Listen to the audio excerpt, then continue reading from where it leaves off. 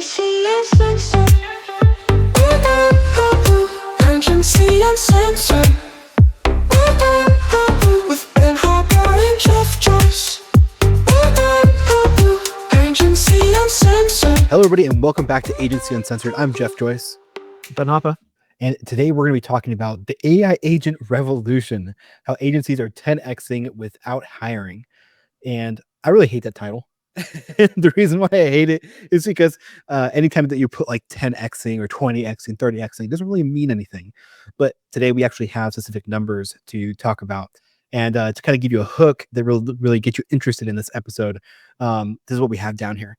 More than 50,000 companies have already offloaded whole workflows to AI agents. One digital agency slashed operational costs by 80% and bumped ROI by 30%, all inside a single quarter with zero new hires. So let's go ahead and unpack that. And that's actually going to be from Microsoft's Super AGI. It's going to be a website here that I'm going to pull up. So this is the case study right here that we have here. And this is going to go over actually that 80% operational cost reduction plus the 30% ROI. And this is quite the read. I was actually going through it, but before we actually dive into that, I want to talk about what exactly an AI agent is, and then I'll hand it over to Ben. So directly from ChatGPT, and let me go and share my screen here. For those of you that are audio only, don't worry, I'm going to go ahead and read this out. But share screen. This is what ChatGPT says that an AI agent is. And there's a few different definitions that kind of float around online of AI agents. There used to be like the old traditional way, which is like pretty much anything that's automated is an AI agent. And there's the new form of AI agent, which is a software system powered by artificial intelligence that can autonomously perceive, reason, and act to achieve goals, often with minimal human interaction.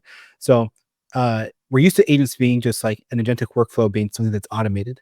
And anything that's like AI is just like it's artificial intelligence, in which most things that are kind of on a computer are artificial, and whether or not they're intelligent or not is if they're able to reason. But most people interpret it as it being a piece of software that's able to autonomously perceive something and then give you results in kind of this agentic way, where you're just giving it the seed command and then it's outputting whatever it is that you need in your workflow. But it's all usually centered around a specific type of workflow.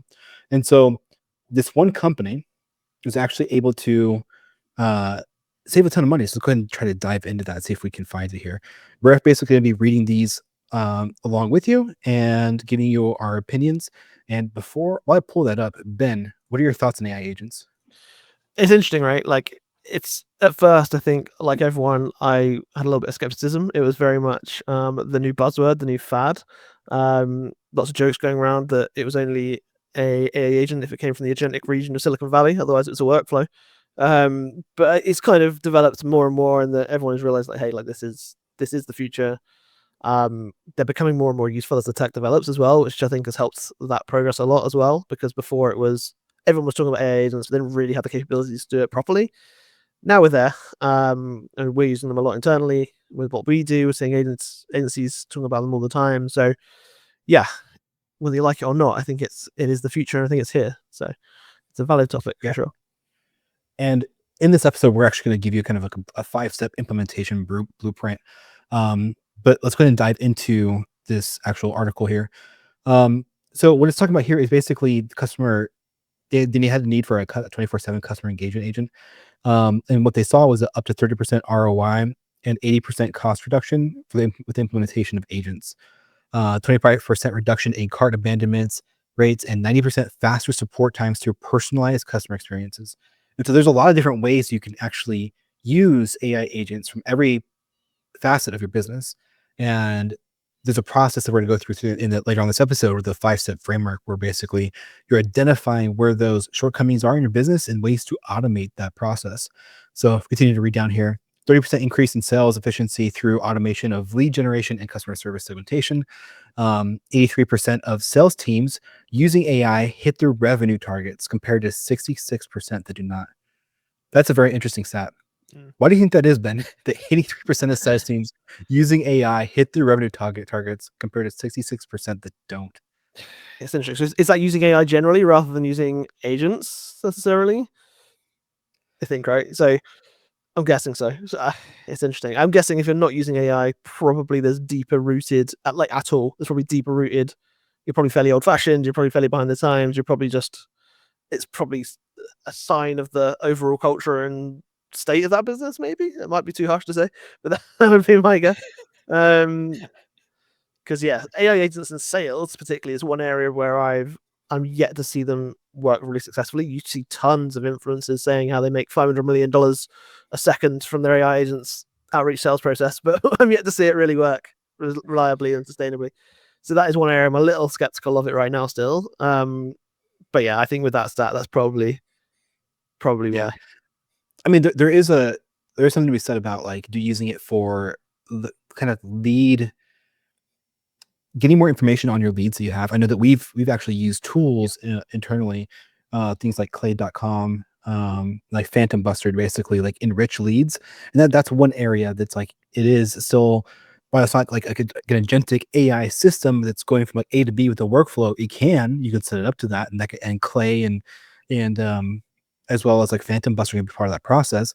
But if you have like just a general set of like information that you're scraping online for these leads, and then you want to enrich that data and then go through a process that's actually, communicating, outreaching to them, that's like part of your sales process. So I can see that there is like a practical use case inside of sales teams, to basically have that output. We should probably like in a future episode we'll do it. We'll talk about like enriching leads and stuff like that when it comes to agencies. But that's definitely something that you can do in order to kind of get more visibility or be in front of more people when it comes to outreach, is that you can really enrich a lot of data, and scrape a lot. AI tools make that really easy now, to where you can really play a volume game at a much higher level as you wouldn't have been able to otherwise in the past. Yeah, I think those parts of the process are really, really good for automating. I think let's do a whole episode on it. In the meantime, before we do that episode, everyone please try and do something different, because every workflow or every agent seems to be programmed to go look at latest LinkedIn post, find something in common to say, and then pitch instantly. And it's you can see right through it. Try something else. Oh man, I get so many bad like messages on LinkedIn and Facebook too. Yeah, but mainly LinkedIn. Yeah, it's mainly LinkedIn and email for me, and it's constant. Let's see if there's anything else in here. Information strategy for tech and technology stack. Data ingestion and processing, machine learning. I mean, all this stuff. It's good to see that like companies are implementing this kind of stuff. And we know that there's ROI for it, but the ROI for an agency is kind of different when it comes to like a company that has a large call center, right? A company that has, just a few employees versus like they have like tens of thousands of employees, where like they could see a huge ROI from using AI, whereas an agency might just have a few specific workflows where they see like a really good compounding ROI in the small set of tasks that they actually automate. So I feel like for agencies, it's like it's easier to identify what holes you have and where to use AI agents. And the ROI is more specific as opposed to being generalized, as a lot of these companies do when they're at a large scale. It's when they're looking at KPIs, they're looking at KPIs that are much larger than what it would be with an agency. That sound about right? Then Yeah, absolutely. Agencies are people businesses, right? And agents are effectively employees that don't exist in physical form.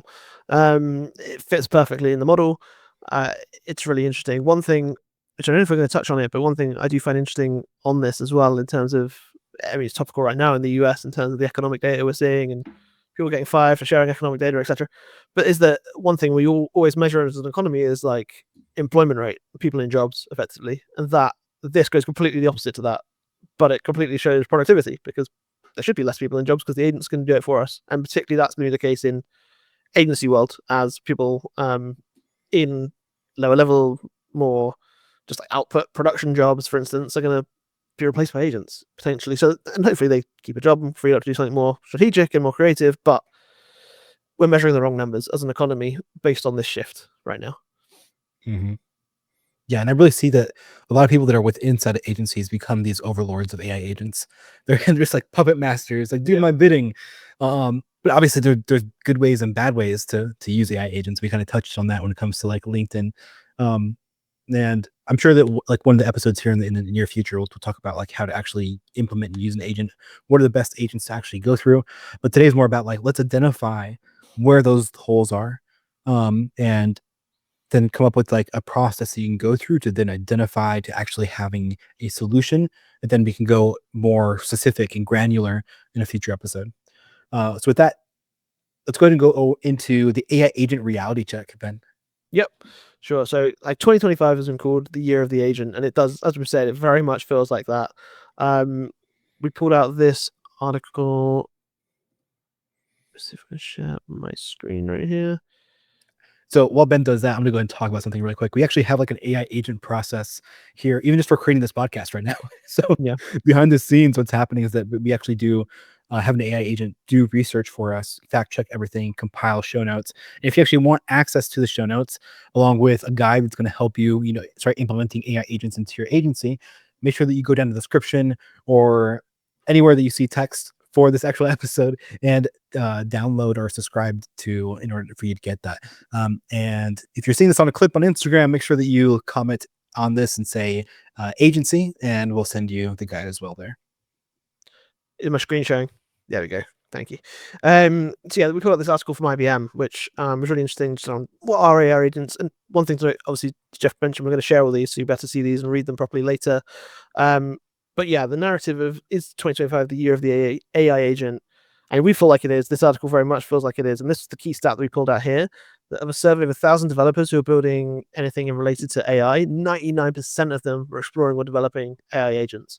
I mean, I do a lot of calls in my role on sales or customer success or across the whole piece, and I would say that 99% is fairly accurate in terms of the amount of people that mention AI agents to me at any one point during a call, whether just in conversation about what they're working on this year or asking, how our platform works because they think that it's going to be agentic and based on an AI agent because everything is right now.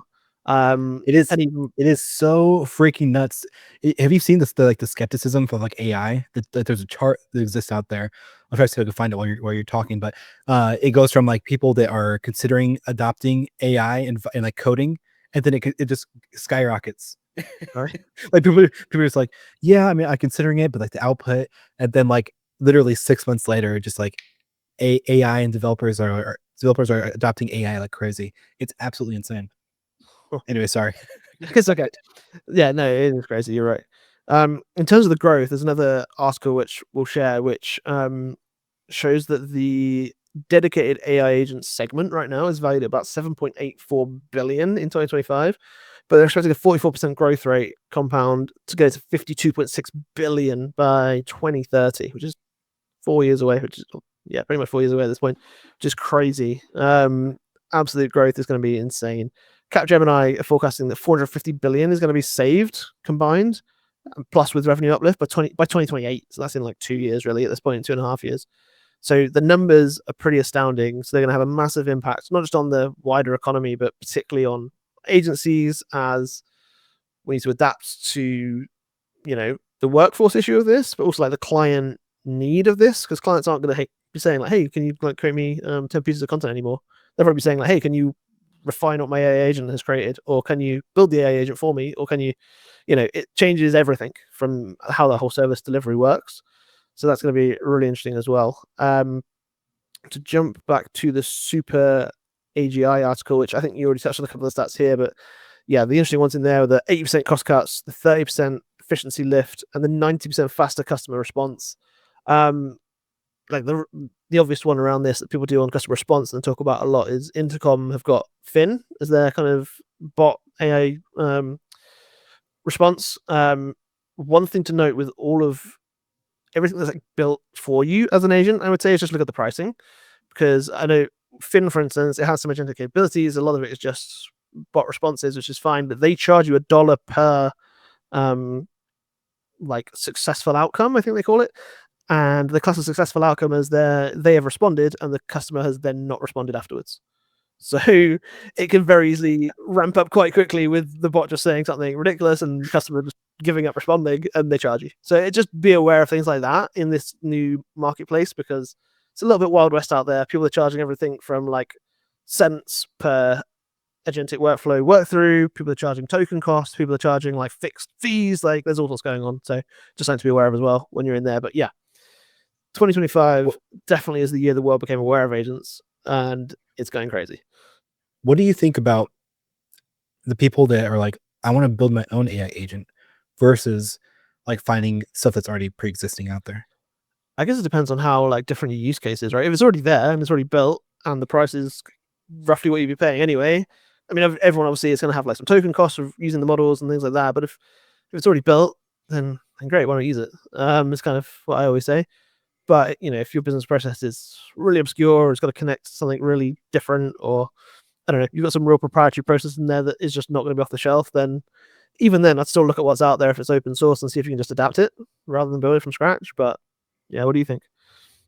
I think, yeah, I mean, the common thing that I read online from people is that like, I don't want to expose my internal processes and data Yeah. publicly, which if you're an agency, I really wouldn't be concerned about that.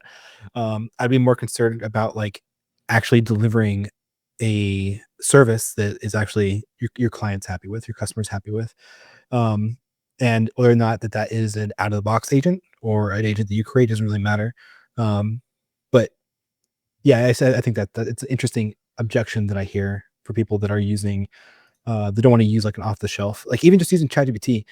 And I should probably mention this is that recently there was, I wouldn't necessarily call it a leak, but when you shared a ChatGPT thread with somebody, there was a box on there that allowed that shared thread to be indexed in search engines. And then from that, you were able to do like cite semicolon and then the searched the ChatGPT share, and you could find those conversations. And so people were actually like doing parasitic SEO, injecting, and actually having some decent success with actually like ranking with that process. But it also people that didn't know that they clicked that button were having their processes and internal information leaked out through their conversations, just like sharing it with team members. They're all anonymous, right? I had a call with a guy this morning who went, I get the programmatic SEO potential play of this, but what if I like made loads of conversations that were people just saying great things about my brand and use the whole page as customer reviews? There's all sorts of crazy things going on with that right now. So it's interesting. Yeah. There's so much of that. There is a lot of like black hat stuff that's happening. That I see the appeal. It's an AI is new, AI search is here. And there's a lot of ways to game the system, but if you're constantly looking for ways to game the system, you're not building a lasting brand that's going to stick around past any type of AI slap that's going to happen in the future. Yeah, all of these things, all of these little tactics right now are going to be short term, aren't they? I think we all know that. It's just when that gets cleaned up rather than if. Right. So let's go ahead and get into the 5-step implementation framework. I have a list here, but I'm kind of going to go off the cuff a little bit because I have my own opinions based off of what our actually AI agent actually put together for us. So it says for here, it's listed out into like 12 weeks, in which I think that you can get through this way faster than 12 weeks. What do you think, Ben? Yeah. So week 1 is high impact loops. This is an audit that you need to do. So basically what you need to do is go through all the processes that you're currently doing in your business. Is your sales team currently doing outreach?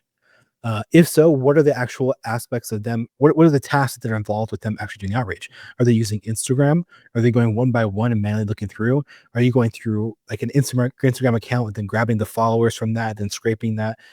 Try to annotate as many of those individual granular tasks within that process as possible, and then look at the frequency in which you do that. So how often is it happening? How much time does it take for them to actually do that? And then determine the value of that based off of that time commitment and what it actually represents down the road when it actually converts into a sale. So you should be able to use AI in this process. You can actually pull it into ChatGPT, and I'll have a prompt for you inside of the actual show notes. So you can go through and actually just use ChatGPT to kind of calculate this for you. But you can really get a good idea of what high value tasks are versus what are like lower value tasks they might contribute to a higher value task down the road, but they should really be automated by AI, and you can start to use an AI agent to kind of fill in those gaps. So, but you should do that for look at every single part of your business. Look at your sales team, look at your customer service team, look at your C-level suite. What tasks are they actually doing?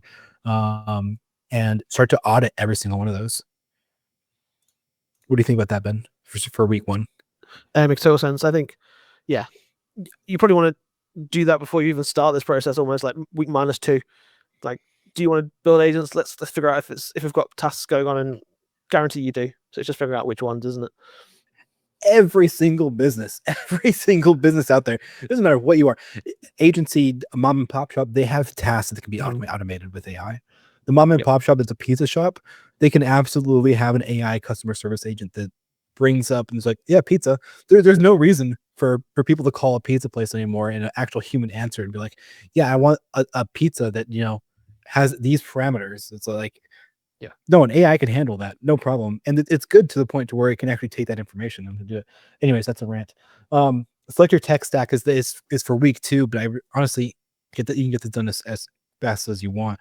So on here we have Salesforce Agentforce for end-to-end CRM workflows, Microsoft Copilot Studio for no-code bot plus agent builder, OpenAI Operator for browser native task automation. I actually used the OpenAI Operator and OpenAI their agent. The agent was actually really, really interesting. So initially I was able to get it to send messages to people on our team because I wanted to use it for kind of like this automated outreach where it would take the information from a list. So we had a list of leads, and then it would send messages one by one, but like manually through its own internal browser, and then message people. But unfortunately it broke during that process. But you can use it for a lot of research tasks. So one of the ways that we're planning on using it is actually to use it for guests. So what I'm looking to do is have it actually go on to X, look at people that are currently talking about a topic that we are going to cover, and then manually outreach them on X as opposed to LinkedIn, because that does work for X, but LinkedIn has something that just kind of breaks it. So identify all of the processes that you're currently doing, find the tools for your tech stack, and then once you have those, you can also use AI to kind of like, what are the alternatives to that? Start to shop around prices. What would it take to then develop your own and see what that pricing is going to be like for you? How much the time commitment there?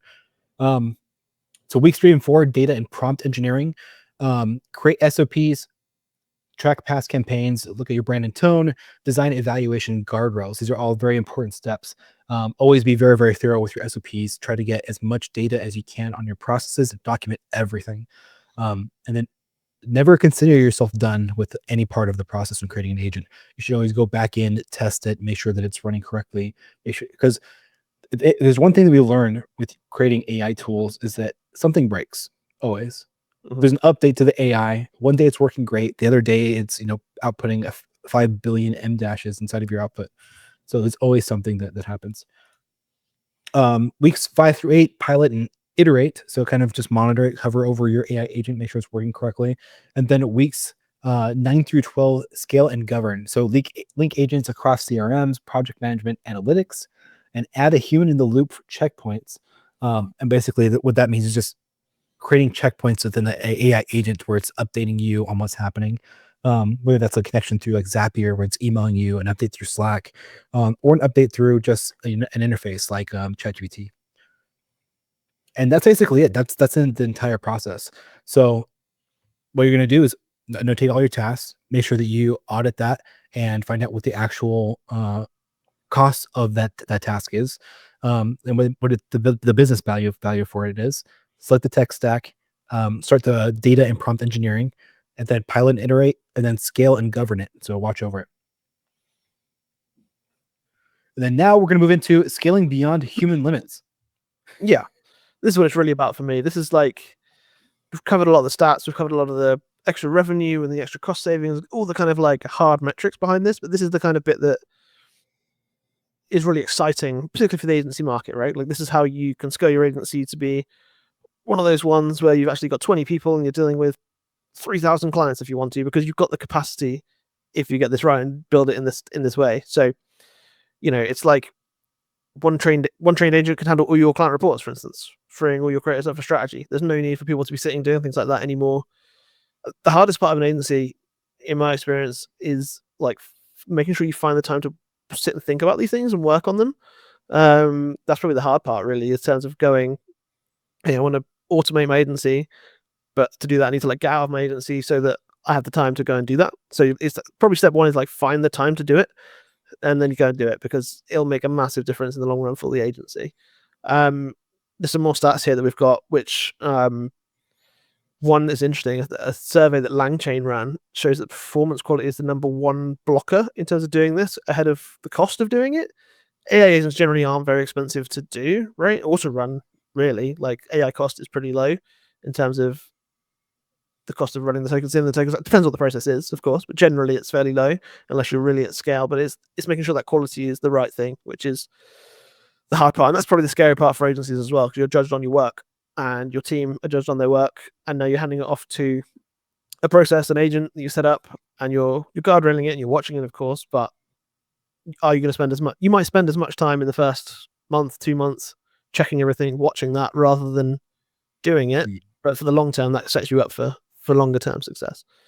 I mean, if you were running an agency now, how do you think you'd tackle it, other than your process you just gave? Like, where would you start as an agency owner? Yeah, I think that there's definitely internal aspects that you should focus on first. They're like ripe for automation.